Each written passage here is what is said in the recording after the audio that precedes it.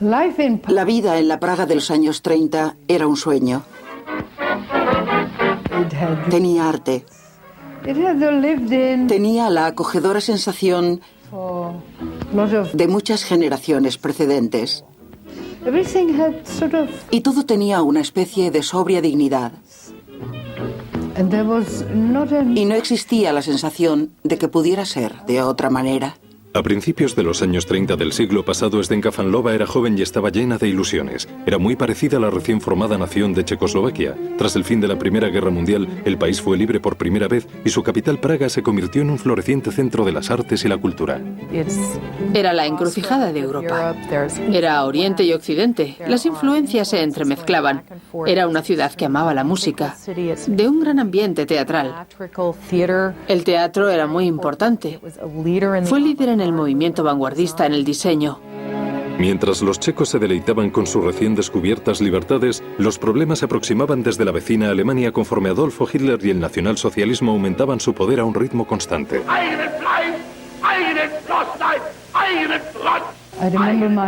Recuerdo a mi madre oyendo los discursos de Hitler y los gritos enfervorizados de Sieg Heil, Sieg Heil, Sieg Heil. Mi padre siempre decía, no lo escuches, eso no nos concierne en absoluto. Es Alemania, pero nosotros somos Checoslovaquia. Somos una república y no tenemos nada que ver con ellos. Pero el propósito de Hitler de expandir Alemania y poblar el continente con una raza superior significaría que ningún país estaría a salvo. En el otoño de 1938, los líderes de Gran Bretaña, Francia e Italia accedieron a sacrificar los Sudetes a cambio del compromiso de paz del Führer. We regard the agreement signed last night and the Anglo-German naval agreement as symbolic of the desire of our two peoples never to go to war with one another again. No habían transcurrido 6 meses cuando Hitler rompió su promesa y envió tropas alemanas a toda Checoslovaquia. Era un día espantoso, hacía un tiempo atroz, y en la calle principal vimos aquellos tanques alemanes y aquellos coches. Fue un día horrible. Y vi en la acera de enfrente, la calle era estrecha, que la gente en sus casas miraba afuera entre las cortinas, con miedo en los ojos. Era el fin. Aquello fue el fin de la libertad que habíamos conocido. Checoslovaquia había dejado de existir. Eslovaquia declaró su independencia y se convirtió en un estado fascista títere mientras los territorios checos de Bohemia y Moravia pasaron a ser un protectorado del Tercer Reich. De pronto, como por obra de una varita mágica, la población fue dividida en judíos y los demás. Para socavar las bases del dominio nazi, los judíos checos llevaron su cultura a la clandestinidad, educando a los niños en secreto y disfrutando en privado de las artes que habían formado una parte tan gratificante de sus vidas.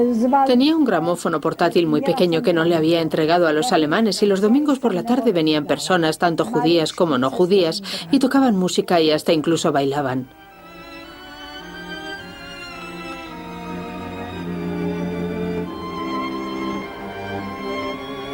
Era peligroso. Si los de las SS se enteraban, arrestaban de inmediato a todos y los enviaban a campos de concentración.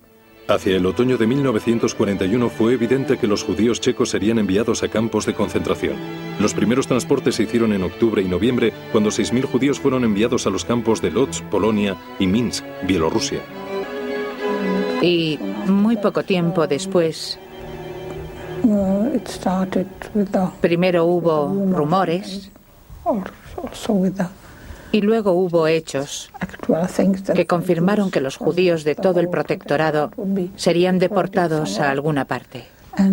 Y muy pronto se hizo patente que el lugar al que serían deportados primero sería Terezín. Terezín para los checos, Theresienstadt para los alemanes. Es una ciudadela situada a unos 72 kilómetros al norte de Praga. El pueblo está construido en forma octogonal. Tiene murallas de 12 metros de grosor. Está rodeada por un foso y solo tiene 3 puertas. En aquel tiempo solo se accedía por puentes levadizos. Es un lugar idóneo para mantener a alguien que no quieres que huya.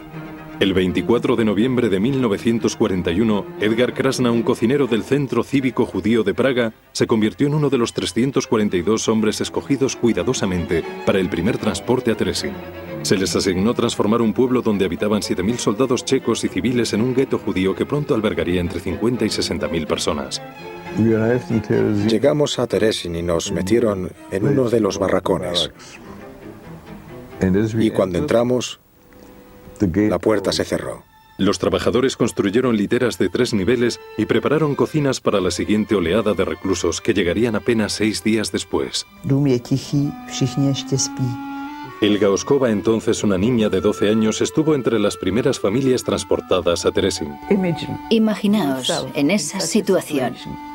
Era nuestro hogar, eran nuestras cosas y tuvimos que dejarlo todo.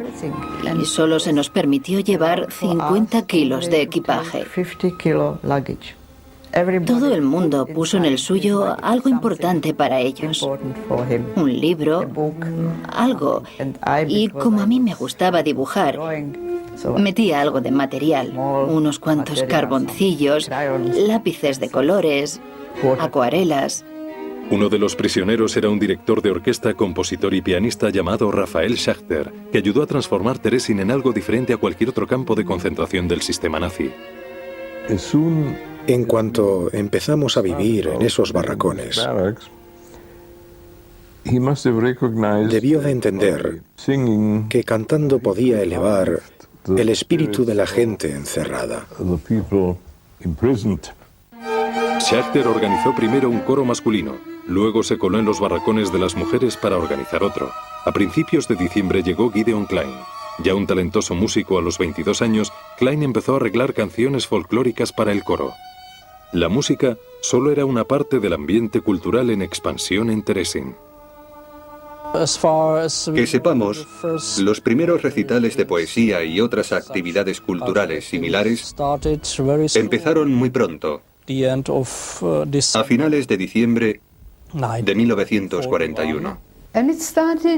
Y los recitales de poesía o de escenas cortas empezaron con mucha cautela en los áticos, con quien hubiera traído algo en la maleta.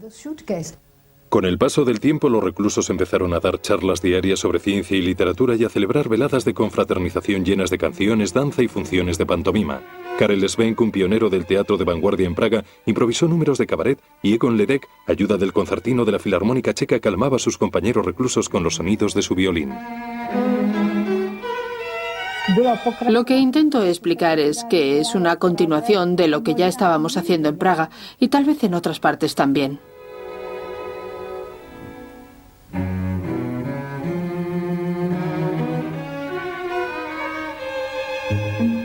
Desde fuera, todo parecía indicar que los judíos de Terezín eran autónomos.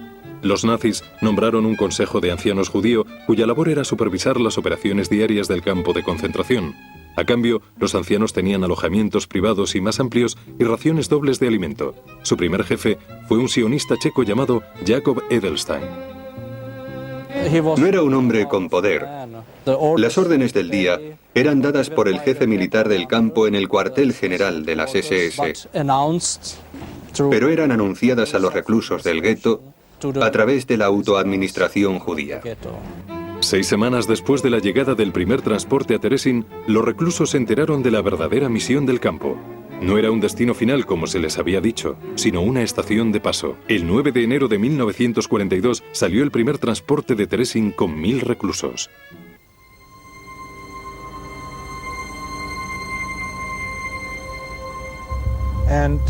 Y el perverso sistema de Theresienstadt, que no debía trascender, era que los propios judíos tenían que elegir a sus familiares para ir a esos espantosos lugares. El Consejo de Ancianos judío tenía que elegir cada semana quiénes iban a ir allí, o lo que es lo mismo, quiénes tenían que morir. A los que se libraban del transporte, el Consejo de Ancianos intentaba hacerles la vida algo más soportable en Terezín. Los reclusos eran obligados a trabajar 10 horas al día para los alemanes y eran confinados en sus barracones por la noche. Pero las actividades culturales en las dependencias siguieron floreciendo en tal medida que en febrero de 1942 los ancianos crearon el Freizeitgestaltung, el Departamento de Planificación del Tiempo de Ocio. Había que compensar la ausencia de libertad y vivir de una manera cultural. Se convirtió en un símbolo de esperanza. Los nazis no tardaron en descubrir la vida nocturna oculta de los reclusos, pero en vez de ponerle fin, las SS decidieron tolerar la cultura e incluso usarla en su provecho. Si un recluso se portaba mal o intentaba escapar, todos los demás eran castigados con la prohibición de las funciones durante semanas enteras. Los alemanes sabían que estábamos condenados a muerte y pensaron, mientras tanto, que actúen, que rían, que sean felices, que canten porque se les van a acabar pronto las ganas de reír. Y tenían razón, pero nosotros ignorábamos que estábamos bailando a los pies del cadalso. Y esa era la situación. Esa situación cambió en la primavera de 1942. Hasta ese momento Teresin había albergado solo a judíos checos, pero los nazis tenían problemas de relaciones públicas en casa. ¿Qué hacer con los judíos ancianos y destacados de Austria y Alemania? Personas que no podían ser enviadas al este sin provocar las protestas de los ciudadanos del Reich. ¿Por qué enviar a un parapléjico a hacer trabajos forzados a Minsk, cuando después de todo había luchado por nosotros en la Primera Guerra Mundial?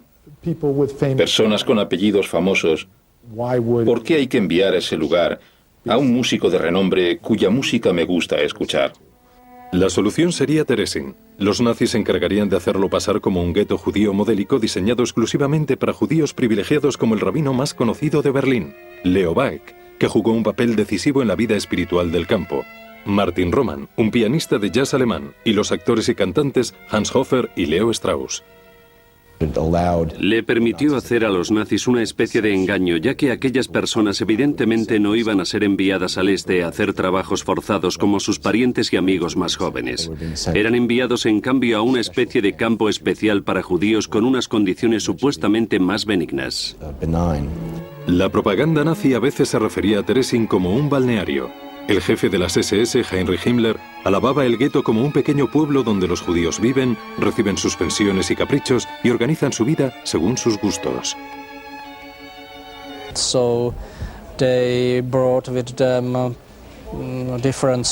De modo que se trajeron sus trajes de paseo y de cócteles y demás.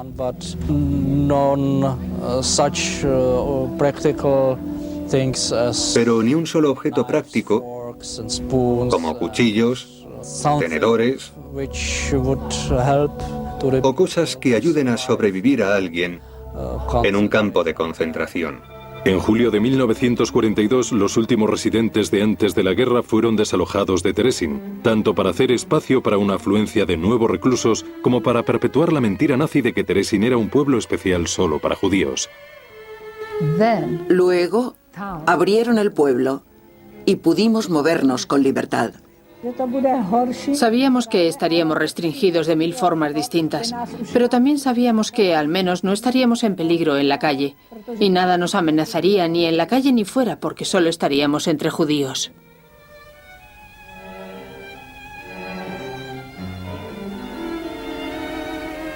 Pero los nazis enviaron tantos judíos a Teresin que las condiciones llegaron a ser de un hacinamiento insoportable. Ya en septiembre de 1942, el gueto de Teresin tenía 10 veces más gente de la que tuvo el pueblo originariamente. Los barracones estaban infestados de chinches, pulgas y piojos, las epidemias de tifus, hepatitis y otras enfermedades hacían estragos y la comida escaseó aún más. No era un campo de exterminio al uso, pero las condiciones de vida de los reclusos eran tan espantosas que 1 de cada 4 reclusos moría. El entorno era especialmente duro para los mayores, que constituían más de la mitad de la población del pueblo. Como estaban demasiado enfermos para trabajar, el Consejo de Ancianos les redujo las raciones para proveerle más a los jóvenes y fuertes que tenían más posibilidades de sobrevivir. Estaba con un cazo en el perol. Y cuando pasaban los ancianos, siempre susurraban: por favor, señorita, del fondo. con la esperanza de que hubiera un trozo de patata o de verdura o de cualquier cosa en él, y no lo había. Así que aquello resultaba muy conmovedor, porque no podías hacer nada. Y sabías que aquel poco de agua representaba para ellos tal vez un día más. La gente mayor fue la primera que no pudo sobrevivir en aquellas circunstancias. Había médicos famosos, pero no tenían medicinas.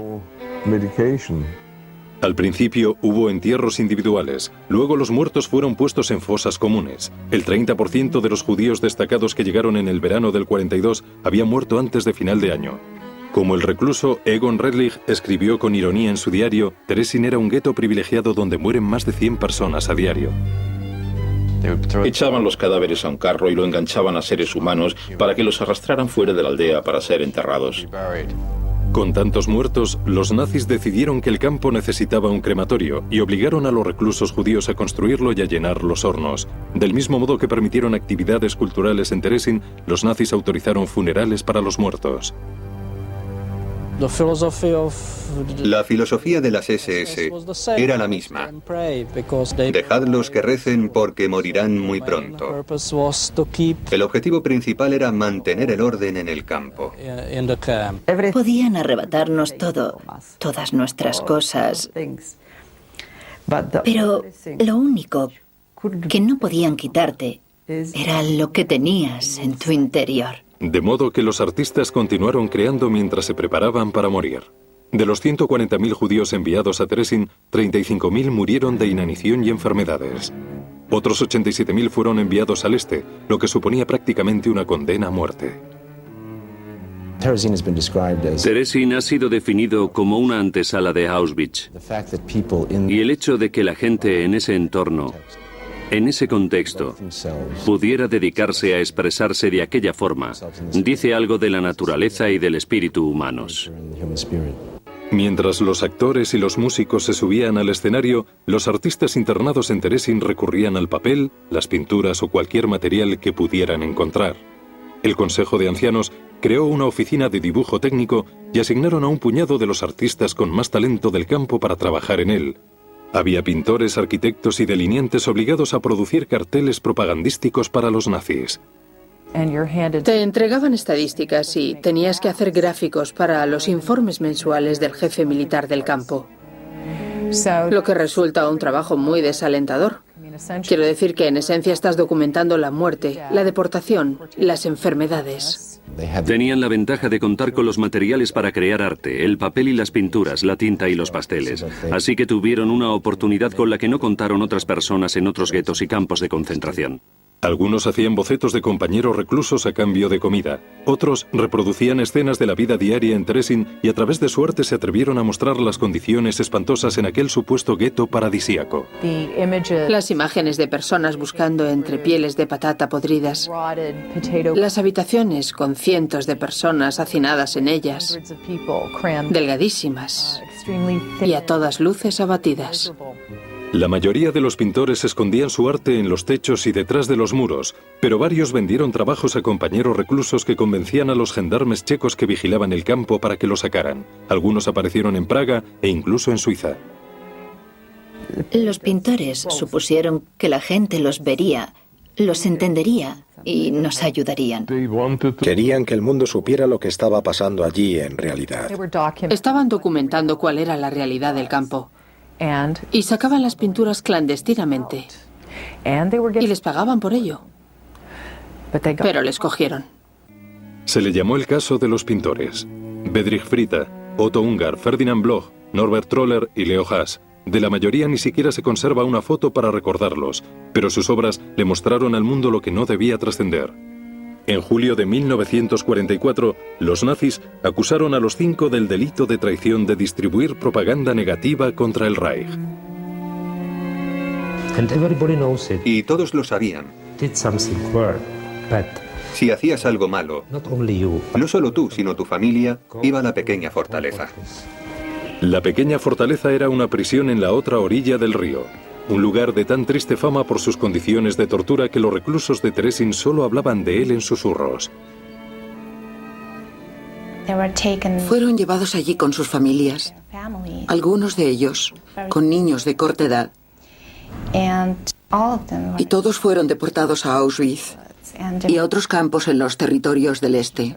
Solo sobrevivieron 2 de ellos. Fueron Norbert Troller y Leo Haas. En la pequeña fortaleza, Haas siguió documentando la realidad. Sus dibujos muestran las condiciones en las celdas judías, pero fue su excepcional talento como artista gráfico lo que intrigó a los nazis. Lo pusieron a trabajar en la producción de dinero falso para el esfuerzo bélico. Para Norbert Troller, la supervivencia llegó por medio de una combinación de habilidad y suerte. Porque el guardia en la fila de selección le preguntó a qué se dedicaba. Le dijo que era arquitecto y el guardia le comentó que siempre había querido serlo. Y así cada noche aquel hombre fue a dar clases de dibujo y de ese modo Norbert Troller compró su vida. Había muchos otros artistas en Terezín, tanto profesionales como aficionados, que no fueron descubiertos. El doctor Karel Fleischmann era médico de profesión, pero dedicó su tiempo libre a dibujar todas las facetas de la vida y la muerte en el gueto. La infancia había terminado para siempre. Elga Oskova hizo más de 100 dibujos a lo largo de 3 años. Su primer trabajo fue una escena feliz de tiempos más dichosos. Una imagen de 2 niños haciendo un muñeco de nieve. Le pasé este pequeño dibujo a mi padre a escondidas. Y en aquella ocasión me dijo, dibuja lo que ves. A partir de aquel momento eso hizo, dibujar escenas de la vida cotidiana en Terezín vistas a través de los ojos de una niña. Todos teníamos esperanzas y creíamos y pensábamos en el futuro. Así que no solo hay dibujos describiendo la terrible realidad, también los hay de nuestros sueños y nuestras esperanzas, describiendo nuestros deseos. Mientras Oskova y los adultos dibujaban en secreto, los niños pequeños en Terezín participaban en clases de arte organizadas que contaban con la autorización de los nazis. Las clases de dibujo se permitían porque para los nazis el dibujo era una especie de entretenimiento, no de educación. Los niños tenían una maestra talentosa en Friedel Dicker Brandeis, licenciada por la prestigiosa Escuela de Arquitectura, Diseño y Arte Bauhaus de Alemania. Era arquitecto, interiorista, escenógrafa, era pintora, hacía diseño gráfico, dibujaba, hacía de todo. Dicker Brandeis fue enviada a Terezín a finales de 1942 con más de 45 kilos de equipaje compuestos por libros de arte y material para los reclusos más jóvenes de Terezín. Organizando aquellas clases, les ofreció una salida. Una forma de evadir la realidad, de olvidar la vida cotidiana. En los 2 años que Dicker Brandeis estuvo en Terezín, los niños bajo su tutela produjeron alrededor de 4.500 dibujos, collage y acuarelas. La mayoría de los trabajos artísticos que se han conservado han perdurado mucho más que los niños que los hicieron, y podemos ver la última señal de vida en algunos casos, al menos metafóricamente, la última señal de vida de niños condenados a una muerte espantosa. Por lo tanto, tienen un poderoso significado. Muy pocos sobrevivieron pese a los esfuerzos de la autoadministración judía en Terezín de proteger a los niños de las espantosas condiciones del campo. El Consejo de Ancianos creó hogares especiales para niños y niñas donde convivían con otros chicos de su edad y tenían maestros que los educaban en secreto. Estos dibujos de Elga Oskova muestran a niños dirigiéndose a clase. Pero durante las clases siempre había alguien vigilando la puerta para avisarnos, porque con los controles nunca se sabía. También había una revista literaria secreta producida en los barracones de los niños checos. Se llamaba Bedem, que significa a la cabeza. Los niños le decían a sus lectores clandestinos que Bedem pretendía ser un acto de resistencia. Antes que sucumbir pasivamente al destino que les estaba impuesto, juraban transformar ese destino en una realidad jubilosa y digna. Se pueden leer algunos poemas escritos por niños que a la sazón tenían 13 años, y el de uno en concreto se llamaba Hanus Hackenburg. ¿De qué sirve la vida cuando los vivos sufren? ¿Por qué mi mundo de muros está rodeado? Comprende, hijo, que está ahí por un motivo: hacerte luchar, superarlo todo. Si pensamos que cuando escribió poemas como este apenas tenía 13 o 14 años, hoy sería posiblemente el mejor poeta de la actual República Checa. Nadie quería guardarse lo que sabía para sí mismo. Quería brindárselo a los demás. Así que había muchísimos recitales, conciertos, obras teatrales y todo lo que se pueda imaginar. Todos los días había algo. Era un centro floreciente para la expresión cultural. Quienes sobrevivieron jamás lo olvidarán. Fue algo que elevó el espíritu. Y le proporcionó a los nazis una oportunidad excepcional. En el otoño de 1942, tras recibir informes de las atrocidades nazis, la Cruz Roja y otras organizaciones de ayuda internacional empezaron a presionar a los alemanes para que permitieran inspecciones de algunos de los guetos y campos de trabajos forzados. Entonces, los nazis se dijeron, «Ajá, podemos demostrar lo bien que viven los judíos». Y usarían Teresin para hacerlo. En septiembre, el mismo mes en el que el campo tuvo el mayor número de muertos con más de 4.000 víctimas, las SS abrieron tiendas de ropa, zapatos y artículos de perfumería y las llenaron de mercancías que habían sido robadas a los propios reclusos. Los nazis usarían las tiendas y las actividades culturales del campo para amañar un film de propaganda. Fue el primero de los dos que serían rodados en Teresin, pero nunca fue usado, y los historiadores siguen sin saber quién lo encargó ni por qué. Los reclusos obligados a participar en la farsa obtuvieron algunos beneficios. En algunos aspectos, el precio por crear este engaño fue permitir un cierto grado de libertad, más libertad en algunos casos para las actividades culturales que en otros campos de concentración. Las actividades extracurriculares de los reclusos que antes solo eran toleradas pasaron a ser autorizadas oficialmente y las SS a veces asistían a los espectáculos. En noviembre se estrenó la primera ópera del campo. Tuvo un aspecto más profesional, con un piano sin patas que los reclusos habían traído a escondidas de un gimnasio a las afueras del pueblo. Rafael Schachter tocó el piano, mientras Karel Berman, una estrella del Teatro Nacional, fue el cantante principal. Recuerdo la primera representación de esa ópera, La novia vendida, de Smetana. Estaba atestada de gente y nos pusimos en un rincón. Y aquello fue algo muy, pero que muy especial.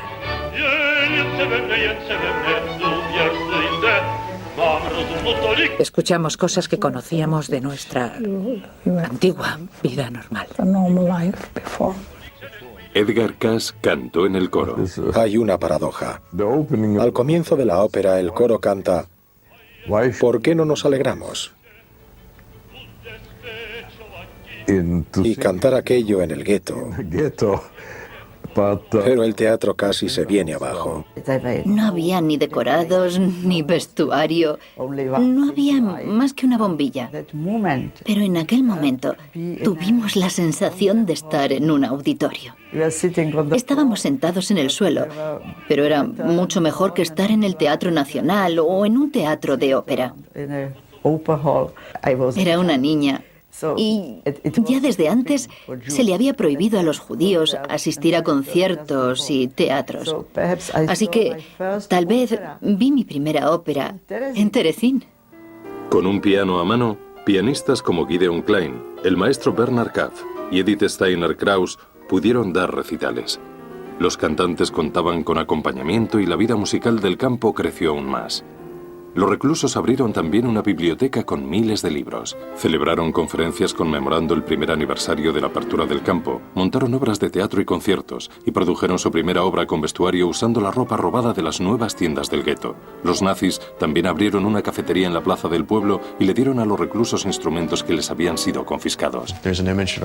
Hay una imagen de la cafetería hecha por Frita donde se puede ver que las figuras están escuálidas y parecen estar mirando al vacío. Están en la cafetería, pero no hay nada de beber, no hay pasteles. Cuando te fijas en la ventana, se ve a un guardia apostado junto a la alambrada. Es entonces que percibes la realidad de este mundo. La realidad era que las condiciones en Teresin eran espantosas, con reclusos hambrientos y la propagación de enfermedades. Los entretenimientos culturales, aunque gratos y cada vez más numerosos, eran un lujo que muchos de los reclusos en Terezín nunca tuvieron la oportunidad de disfrutar. El espacio para las funciones era limitado y la población iba en aumento. Con la creciente demanda de entradas, el Consejo de Ancianos empezó a imprimir programas semanales y billetes. Había 60.000 personas, así que no todos podían entrar. Se necesitaba lo que entonces se llamaba protexia, tener un VIP. Conocías a alguien, le dabas una ración más grande de sopa y te pasaban un par de entradas. Durante todo ese tiempo, los transportes al este continuaron. Y esta oposición entre muerte, persecución y belleza, en cierto modo, creo que es uno de los contrastes y juxtaposiciones más sorprendentes que se pueden encontrar al estudiar la historia de este periodo. En diciembre de 1942, el mismo mes que abrió la cafetería, 12 gobiernos aliados hicieron pública una declaración condenando la brutal política nazi de exterminio de los judíos europeos, y los nazis se vieron cada vez más presionados para desmentir las acusaciones de comisión de atrocidades. Terezín formaría una vez más parte del plan. Y entonces empezaron a usar Terezín como un campo modelo, demostrando lo bien que vivía la gente y la fantástica vida que llevaban mientras los pobres soldados alemanes morían por la patria. Las SS ordenaron que los barracones destinados a vivienda de los reclusos famosos en Terezín fueran ampliados y mejor amueblados. Redujeron la población del campo enviando a miles de reclusos al este y después, en febrero del 43, Heinrich Himmler ordenó una interrupción temporal de las deportaciones. Porque dijo que no nos venía bien alterar la impresión de que Terezín era un lugar donde los judíos podían vivir y trabajar en paz. A continuación, los nazis empezaron a hacer que el campo pareciera un pueblo normal. El gueto de Terezín se convirtió en el municipio judío de Terezín. Los reclusos empezaron a cobrar por su trabajo y los nazis abrieron un banco para guardar sus ingresos. También pusieron una oficina de correos y crearon una liga de fútbol de 22 equipos que jugaban en las murallas.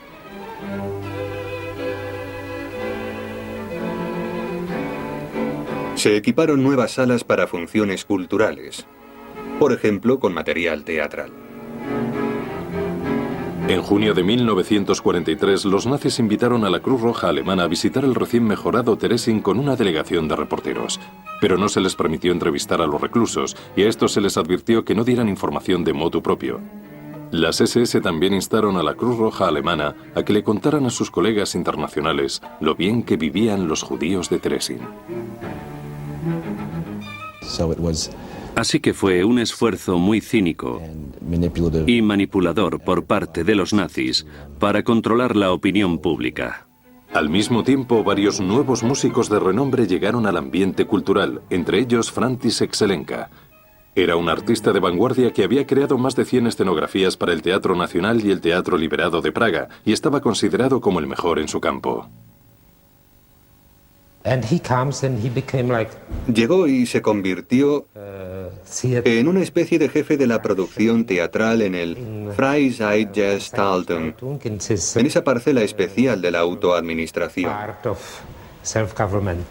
E hizo muchos decorados maravillosos. Zelenka era un genio. Le permitieron tener su propio taller y creó escenografías y vestuario de la nada, del aire.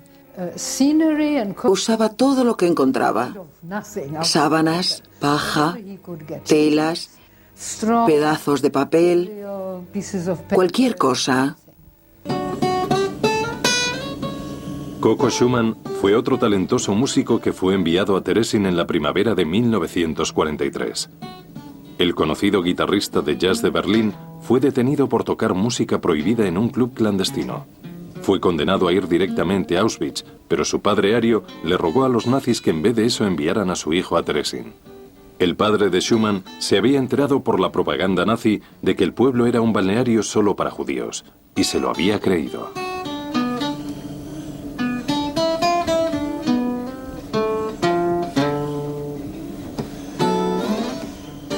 No era tan malo como los otros campos de concentración. Así que si alguien iba a Theresienstadt, tenía mucha suerte. Cuando Schumann llegó a Terezín se quedó atónito al ver el ambiente surrealista y lo describió como un gran mundo de fantasía para la propaganda interna y externa. Sin embargo, no dudó en hacer una prueba para la banda de jazz del campo llamada Los Swingers del Gueto. Le dijeron que el puesto de guitarrista ya estaba ocupado. Franta Goldschmidt dijo: soy el guitarrista de los Swingers del Gueto, pero en este momento no podemos tocar. No podemos ensayar porque nuestro batería se fue a Auschwitz. Entonces le dije: sé tocar la batería. ¿Qué?, dijo él. Mañana por la mañana vienes a ensayar. Y así fui el batería de los Swingers del Gueto. Aunque la muerte y el hambre seguían imperando, y el Edén era una mentira, los transportes al este habían cesado. Fue para los reclusos de Terezín una época dorada. Los supervivientes recuerdan que fue una época llena de esperanza, de poder sobrevivir en Terezín y vivir allí hasta el final de la guerra. Hanna Reirenova llegó en esa época y no tardó en integrarse al teatro de marionetas, mientras su marido, Karel Reiner, se unía a la reserva de talento de intérpretes de música clásica que incluía a Hans Krasa, Peter Deutsch, Pavel Haas, Leo Pappenheim, Sigmund Schul y Gideon Klein. Se trata de músicos que tenían unas carreras muy prometedoras como intérpretes y compositores. Eran la siguiente generación de figuras de la música clásica. Demostraron que por pésimas que fueran las condiciones en las que tenían que vivir, la mente humana está por encima de todo y que pudieron producir obras maestras. Karel Anzerl dirigió una orquesta de cuerda. Rafael Schechter hizo ensayar a cantantes para varias óperas más, incluyendo El beso, Las bodas de Fígaro y La flauta mágica. Y Víctor Ullmann, el músico de más edad, no solo produjo un gran número de sonatas para piano, un cuarteto de cuerda y coros, sino que además actuó de crítico oficial del campo. Y era exigente con las interpretaciones, como si la vida fuera en ello. El campo también tenía directores famosos como Gustav Schorsch, que incluyó entre sus logros en el campo la admirable producción de La boda de Gogol. Por lo que recuerdo, si esa función fuera presentada en el West End de Londres, igual ganaba un premio.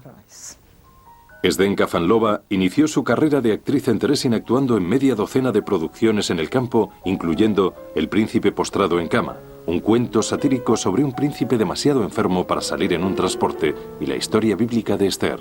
Karel Reiner escribió las canciones para Esther, mientras que František Zelenka creó un vestuario asombroso con sábanas que habían sido usadas para amortajar a los muertos de Terezín. La reina, yo, llevaba 2 sábanas, una blanca y otra negra. La negra iba encima, la blanca iba debajo y Zelenka recortó una especie de ojos para que el blanco saliera por ellos. Y me dijo: cuando cruces el escenario y cuando te muevas, quiero que parezcas un ángel barroco. Digamos que de esta manera. Ya sabes, con este estilo, todo aquello se hizo de una forma llena de sutileza. Fue durante este periodo que Hans Krasa y Rafael Schechter montaron la popularísima ópera infantil Brundibar. Krasa había compuesto esa ópera en la Praga ocupada. En Terezín, Dagmar Lieblovna hizo las pruebas para el coro. E hizo algo que... Y empezamos a ir a los ensayos y nos encantó. Incluso hoy en día puedo cantar todas las canciones de Brundibar. Brundibar se representó 55 veces en el campo. Era una ópera infantil, pero no solo era para niños, porque Brundibar era como Hitler, ¿sí? Brundibar es un malvado organillero que entra en una lucha interna con 2 huérfanos que cantan en la esquina para comprar leche. Los niños se defienden y vencen. Estaban luchando por la libertad y la justicia. Hay un refrán checo que dice: en los niños la nación es eterna. Así que la gente acudía y veía a todos los niños cantando felices y pensaba que mientras los niños vivieran, los judíos vivirían. Para los reclusos, el arte era con frecuencia una fuente de consuelo y una especie de resistencia silenciosa. Karel Svensk produjo una pieza corta titulada El último ciclista, en la que se burla de la solución final representando un mundo en el que todos los ciclistas tienen que ser eliminados. Victor Ullmann y Peter King escribieron una ópera titulada El emperador de Atlántida, que narra la historia de un malvado emperador que hace trabajar tanto a la muerte que ésta se declara en huelga. El relato termina con la muerte accediendo a volver al trabajo, pero solo si el emperador es su primera víctima. El emperador es Adolfo Hitler. Este tipo de teatro, este tipo de obras a la gente le divertía. Era ingenioso, tenía un propósito, estaba hecho para aquel sitio. Era muy ingenioso y muy alegórico, y la gente podía entenderlo. Muchos no entendieron cuando Rafael Schechter, animado por 5 meses sin deportaciones, decidió interpretar el Requiem de Verdi, una misa católica de difuntos.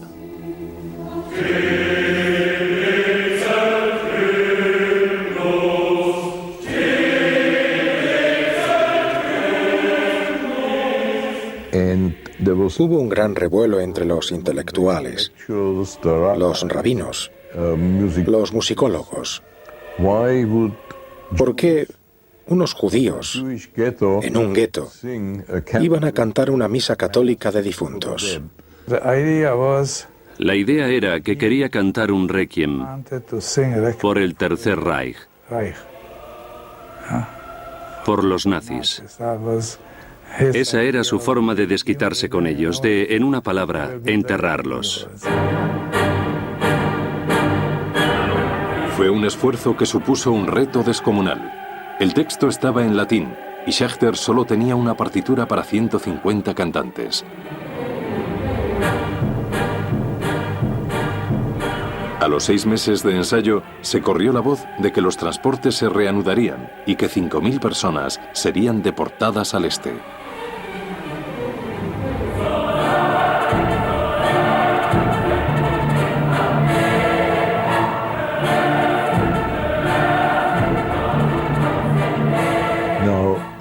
Esas 5.000 personas sin duda harían mucha mella entre los miembros del coro.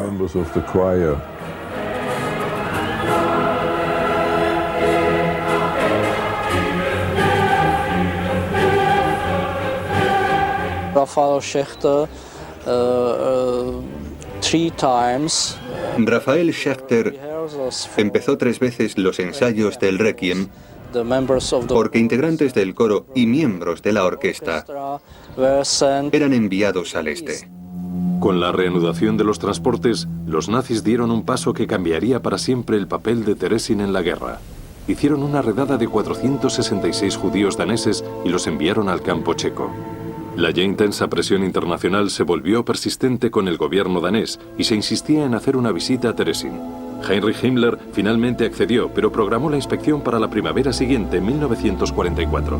Los suizos encabezarían la delegación, pero a los daneses no se les permitiría sumarse a ella. No querían problemas con Dinamarca. Se enfrentaban a la actividad cada vez mayor de los partisanos en Francia, la ex Yugoslavia y Grecia e Italia acababa de ser ocupada. Y los alemanes estaban empezando a enfrentarse a un serio movimiento guerrillero. Tenían muchos problemas y Dinamarca no era uno de ellos.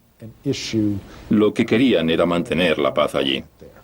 Los nazis decidieron hacer una segunda película que hiciera parecer a Teresin como una escapada idílica comparada con las condiciones atroces que existían en gran parte de la Europa desgarrada por la guerra.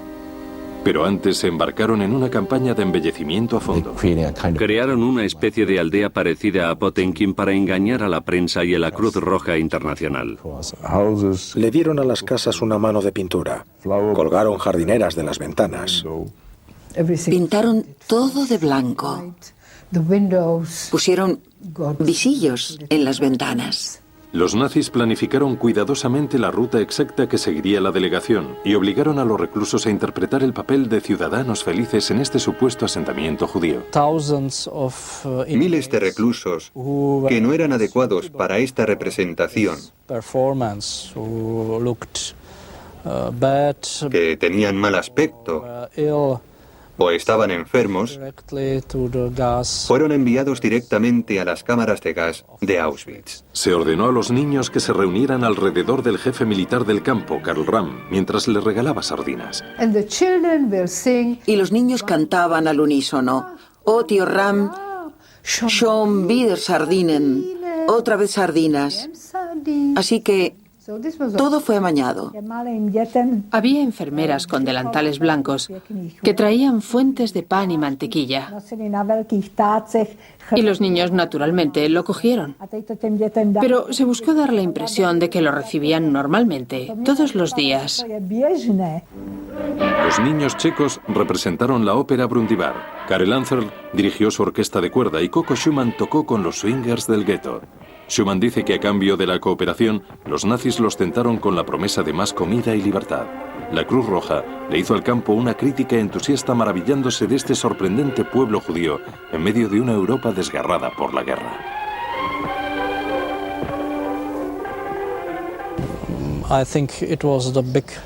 Creo que ese fue el gran fallo de la Cruz Roja Internacional. Para los nazis fue un enorme éxito y se aprovecharon de esta escena simulada organizada para la Cruz Roja para producir su film de propaganda.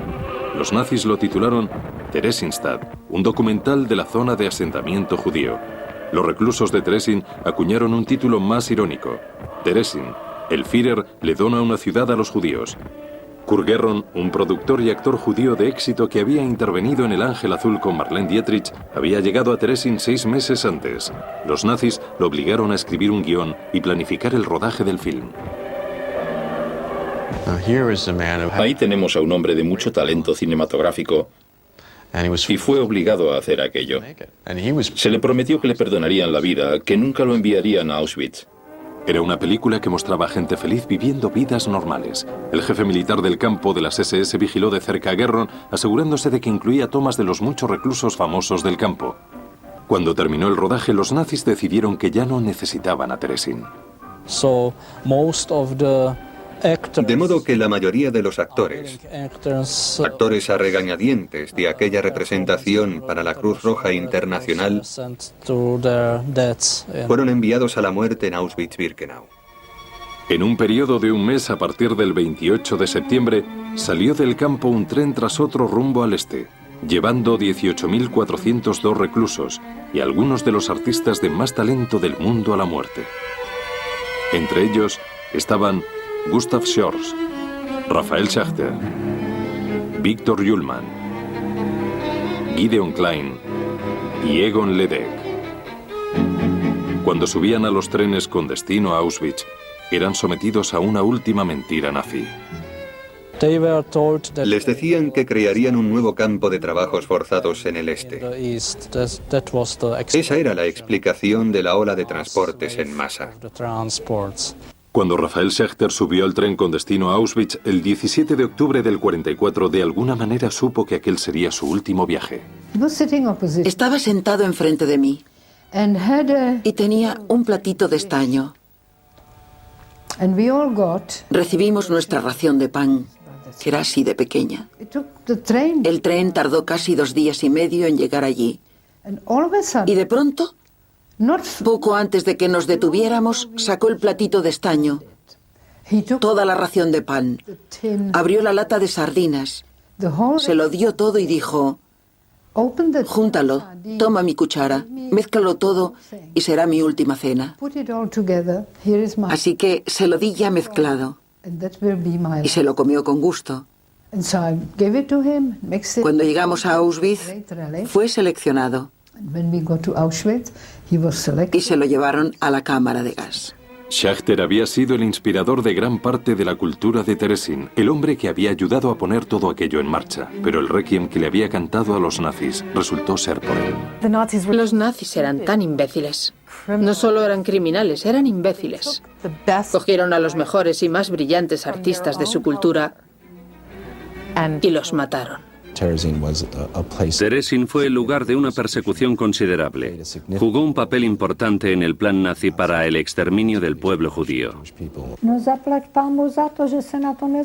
Gracias a Dios que nada de eso se ha olvidado, porque ha sido de enorme ayuda para conservar, para mantener la dignidad humana.